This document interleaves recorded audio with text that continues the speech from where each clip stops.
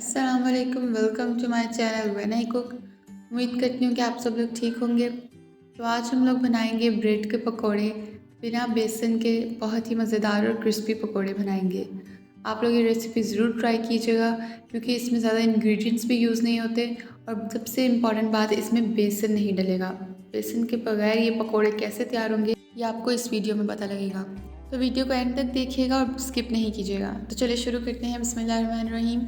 सबसे पहले हम लोगों ने 4 स्लाइसेस ब्रेड के लिए, फिर हम लोगों ने उसमें ऐड किया पानी हम लोगों ने ऐड किया ब्रेड को मॉइस्चर देने के लिए। इससे क्या होगा, ब्रेड गीली हो जाएगी क्योंकि हम लोगों ने कोई लिक्विड चीज़ हम लोगों ने अपने बैटर में नहीं ऐड करनी। तो हम लोग ब्रेड को थोड़ा सा गीला कर लेंगे ताकि मिक्सचर में थोड़ा सा मॉइस्चर आ जाए और वो अच्छे से मिक्स हो जाए। यहाँ पर हम लोगों ने ब्रेड को अच्छे से निचोड़ लेना है, उसमें पानी ना रहे, बस वो थोड़ी थोड़ी गीली रहे, उसमें नमी रहे। अच्छे से यहाँ पे हम लोगों ने ब्रेड को निचोड़ लिया। अब हम लोग एक बाउल लेंगे, फिर उसमें ऐड करेंगे ब्रेड और फिर डालेंगे उसमें 2 प्याज को हम लोगों ने अच्छी तरह से चॉप कर लिया था।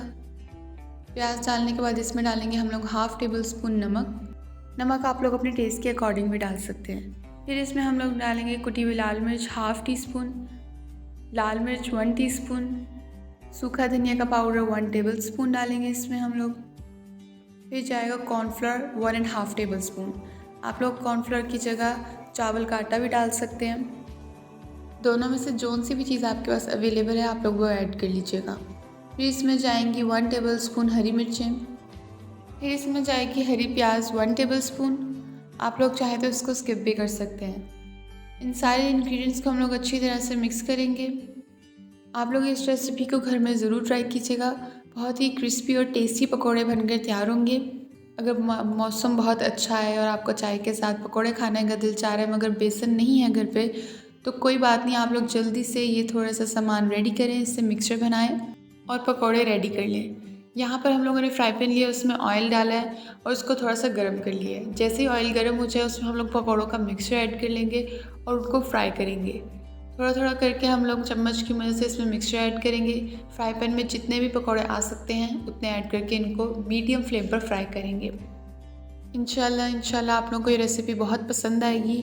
इसको ट्राई भी कीजिएगा और अगर भी रेसिपी पसंद आए तो वीडियो को लाइक कर दीजिएगा, चैनल को सब्सक्राइब कीजिएगा और बेल आइकन ज़रूर प्रेस कीजिएगा।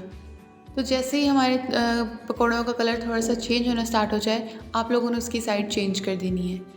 यहाँ पर आप लोग देख सकते हैं कितना प्यारा कलर पकौड़ों को आ चुका है। इनकी हम लोग साइड चेंज कर देंगे सबकी।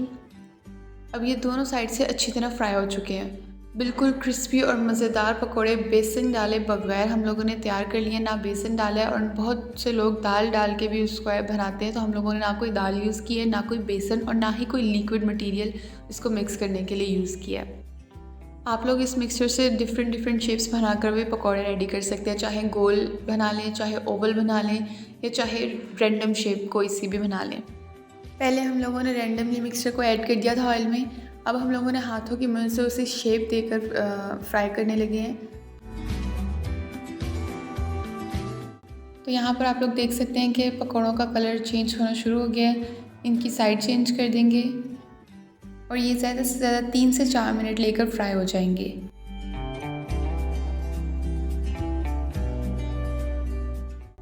तो जी हमारे क्रिस्पी और मज़ेदार पकोड़े बिना बेसन और बिना किसी दाल के रेडी हो चुके हैं। बहुत ही कम इंग्रेडिएंट्स में बनने वाले पकोड़े सबको बहुत पसंद आएंगे। आप लोग इस रेसिपी को ज़रूर ट्राई कीजिएगा और अगर रेसिपी पसंद आए तो वीडियो को लाइक कीजिएगा, चैनल को सब्सक्राइब कीजिएगा और बेल आइकन ज़रूर प्रेस कीजिएगा ताकि मेरी हर आने वाली न्यू वीडियो का नोटिफिकेशन आप तक पहुँच सके। जज़ाकल्लाह। Thank you so much for watching. अल्लाह हाफिज़।